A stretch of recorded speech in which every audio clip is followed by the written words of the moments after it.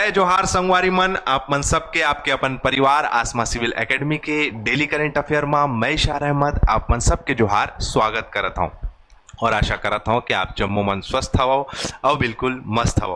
मोर संगवारी मन, आज हमारे पढ़बो 17 मई के इंपॉर्टेंट करंट अफेयर ला, जो कि हमारे एग्जाम के लिए बहुत ही इंपॉर्टेंट हवे।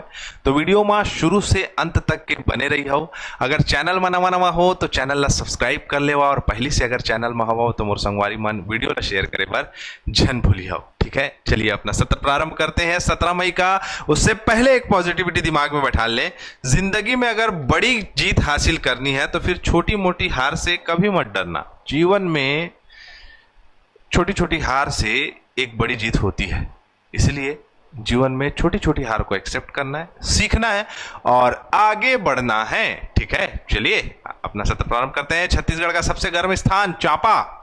कविता निर्मलकर ने बिल्कुल सही आंसर दिया है, वेरी गुड। हाल ही में छत्तीसगढ़ राज्य मंत्रिपरिषद ने औद्योगिक विकास नीति 2024-30 में संशोधन करके किस लक्ष्य पर प्राथमिकता दी है? तो रोजगार सृजन करना, स्थानीय निवेशों को बढ़ाना। अब छत्तीसगढ़ सरकार ऐसी कंपनियां जो स्थानीय लोगों को रोजगार दे सके, उन लोगों के लिए जो है रास्ता खोलेगी और रोजगार सृजन में सबसे प्रमुख भूमिका निभाएगी शासन। स्थानीय लोगों को रोजगार मिलेगा। अनुदान, सरकार उन कंपनियों को वित्तीय सहायता प्रदान करेगी जो छत्तीसगढ़ के युवाओं के बारे में सोच सकती है। हाईटेक खेती को बढ़ावा दिया जाएगा, खेती में जो है उन्नति की जाएगी।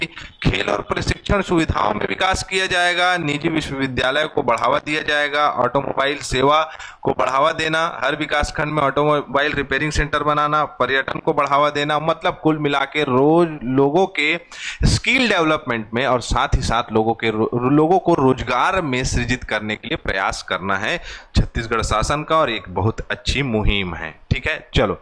हाल ही में छत्तीसगढ़ के किस जिले में राज्य का पहला आदिवासी संग्रहालय का उद्घाटन किया गया है? तो रायपुर में, याद रखना मेरे प्रिय साथियों, रायपुर में किया गया है आदिवासी संग्रहालय का उद्घाटन। आदिवासी संग्रहालय जो है रायपुर में बनेगा और रायपुर में बन चुका है और उसका उद्घाटन हो चुका है, जिसमें जीवन शैली कैसे रहती है आदिवासियों की, वेशभूषा कैसे रहती है, लोक कला किस प्रकार से है, रीति रिवाज कैसी है, धार्मिक मान्यताएं कैसी है, ये सभी चीजों को डिजिटल वे के माध्यम से क्या किया जाएगा? तो प्रदर्शित किया जाएगा, उनकी प्रदर्शनी की जाएगी यहाँ। ठीक है, तो लोग छत्तीसगढ़ के आदिवासियों को यहाँ अच्छी तरह से समझ सकते हैं। अब आते हैं रचना एवं उनकी रचनाओं पे। ठीक है, तो रचना एवं उनकी रचनाओं में जब पहुंचते हैं तो देखें तो पदुमलाल पुन्नालाल बख्शी जी 1894 में जन्म हुआ। रचनाएं हैं क्या लिखूं, प्रबंध परिजात है, झलमला, कारी में दाऊ रामचंद्र देशमुख जी ने लोक नाट्य किया है, सरस्वती पत्रिका के संपादक थे, है ना, काफी प्रसिद्ध पत्रिका रही है ये।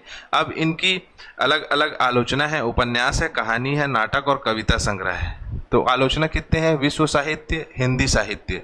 उपन्यास भोला वे दिन, कथा चक्र। कहानी कनक रेखा, मंजरी, त्रिवेणी। नाटक प्राय स्विचित, भोला, त्रिपगथा। कविता संग्रह में अश्रुदल, ग्राम गौरव, शतदल, ये इन्होंने लिखा है। ठीक है, और इनकी जो कहानी है उसमें पंच पात्र भी शामिल हैं। 5,000 रुपये मिलेगा जितने भी आपके आर्थिक रूप से कमजोर कलाकार हैं, साहित्यकार हैं, उनको हर महीने बढ़ा दिया गया है। पहले 2,500 रुपये था। मुख्यमंत्री शिक्षा गुणवत्ता अभियान के तहत शैक्षणिक गुणवत्ता में सुधार किया जाएगा विष्णुदेव साय जी के इस मंत्रिमंडल के द्वारा। बैलाडीला लौह अयस्क परियोजना कहाँ है? एकदम सिंपल और लइका वाला प्रश्न है, सब आंसर दोनों भैया। ठीक है, चलो हमारा सत्र यहाँ कंप्लीट होता है। मैं इसी के साथ इजाजत चाहूंगा। टाटा, बाय बाय, जय जोहार, जय छत्तीसगढ़।